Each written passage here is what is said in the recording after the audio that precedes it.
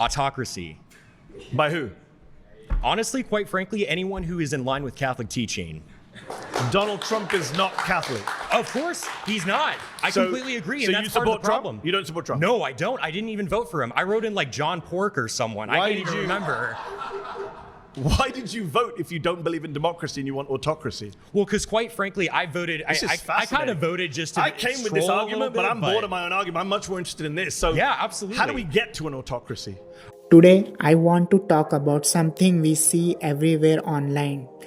Debates that look like civil discourse but underneath the surface are performance laundering harmful ideas as legitimate opinions.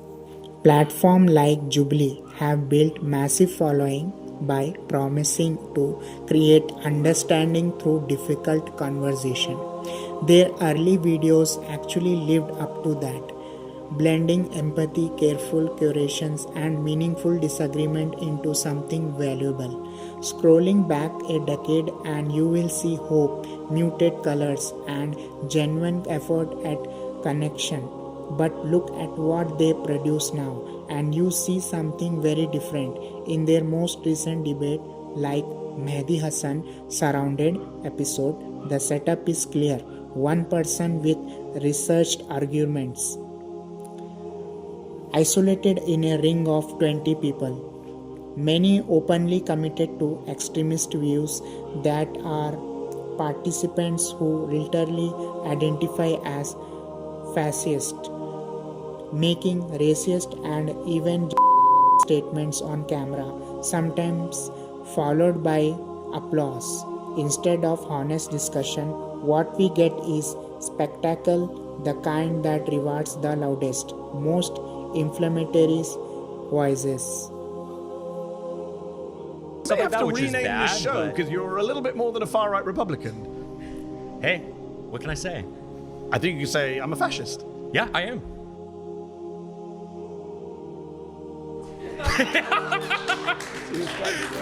The production values are sleek, the editing is tight. During this movement into viral rage bait and farming them as neutral debate.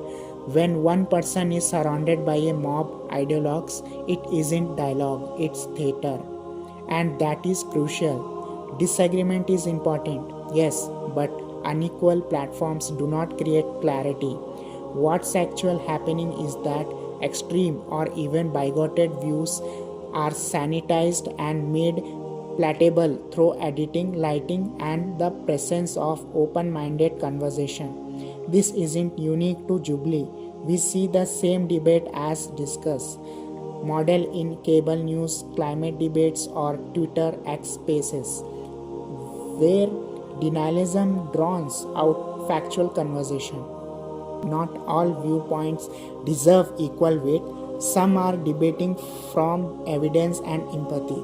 Others come as one participant admitted with an agenda, not to learn or sway, but to radicalize. But when you put them side by side, dress them in same color, and let them trade talking points, you erase the difference. Listen to me. I am an immigrant. I'm speaking from personal experience. Get the hell out. I don't even like. I should get the hell out. Yes. Why? I don't want you here. How are you not embarrassed to be associated with these losers? How does it not give you pause that the man you voted for is enthusiastically worshipped by these losers, by these fascists, by these Nazis, by their own words in that debate? It doesn't give you pause. There's no self-reflection that hey, my political beliefs align very closely to Nazis. You don't watch that and cringe and be like, oh, that's a little too far. You think Jesus Christ says that stuff? You think that's the word of Jesus? Yeah, you do? Okay. And it matters. That's how disinformation spreads, not by brute force, but by reframing the extreme as just another valid stance, by making it look friendly, clickable, and even reasonable. That most dangerous thing here isn't the algorithm, it's editorial coward.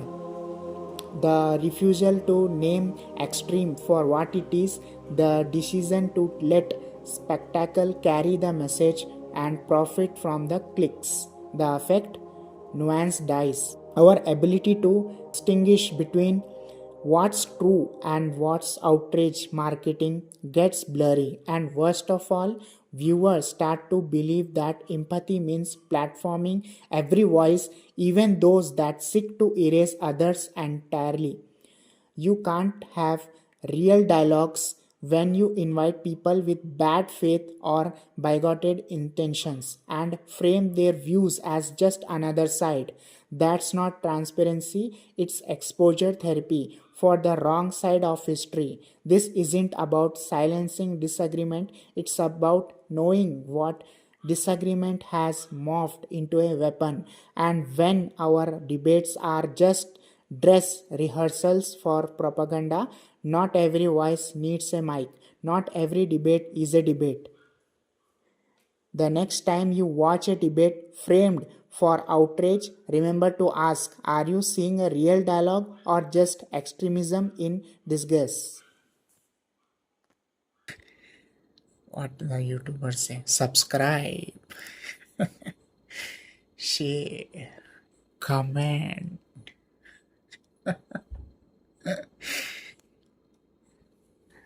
That's what for today's video. We will meet tomorrow, inshallah. Until next time, Assalamu alaikum wa rahmatullahi wa barakatuh.